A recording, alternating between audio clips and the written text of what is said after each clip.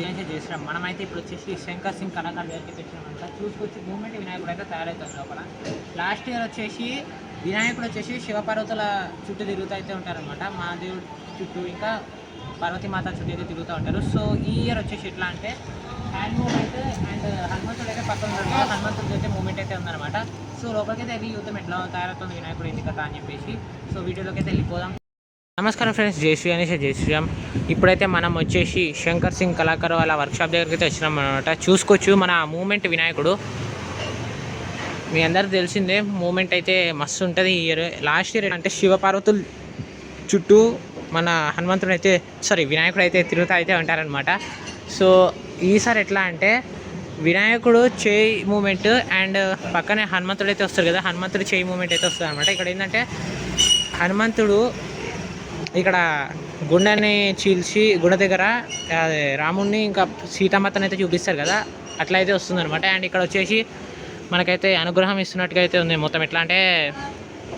ఎట్లా అంటే మనకి ఆశీర్వాదం ఇస్తున్నట్టుగా అయితే చెయ్యి అయితే ఉందన్నమాట. అండ్ పక్కన చూసుకొచ్చి రాముడు అయితే వచ్చినారు.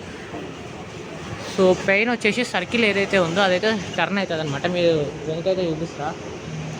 సో ఇక్కడైతే ఇంకో లంబోదరుడు అయితే ఉన్నాడు అనమాట, 4 చేతుల వినాయకుడు. సో చూసుకోవచ్చు మూమెంట్కి సంబంధించింది లోపల. అండ్ కొంచెం ముందరికి పోతే చూసుకోవచ్చు బ్యాక్గ్రౌండ్ ఏ సర్కిల్ అయితే ఏదైతే ఉందో ఇది వచ్చేసి టర్న్ అయితే అవుతుంది అనమాట, తిరుగుతూ ఉంటుంది.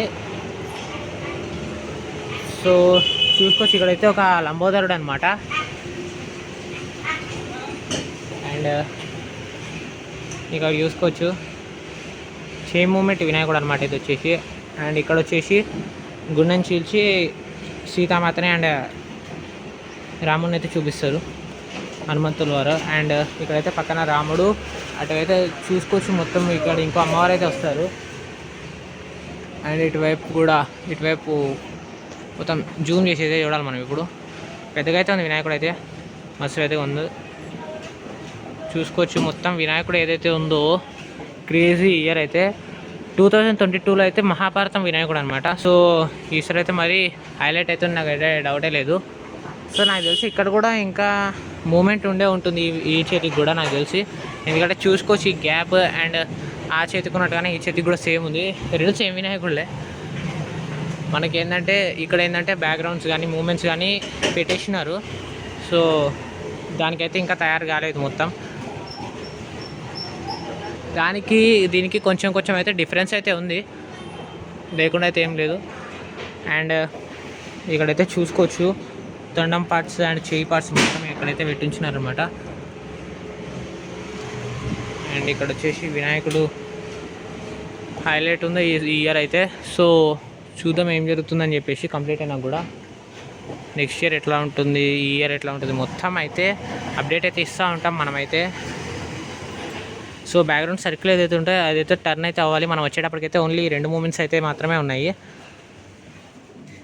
సర్కిల్ మూమెంట్ అయితే నెక్స్ట్ వీడియోలో అయితే కవర్ చేస్తాను, నెక్స్ట్ శంకర్ సింగ్ కళాకారు వీడియోలో అయితే కవర్ చేస్తాను. చూసుకోవచ్చు ఇక్కడ వచ్చేసి సీతారాముల వాళ్ళైతే వస్తారు ఇంకా సీతామాత అండ్ రాముల వారు అయితే వస్తారు. సో ఇది ఈరోజు శంకర్ సింగ్ కళాకారు వీడియో.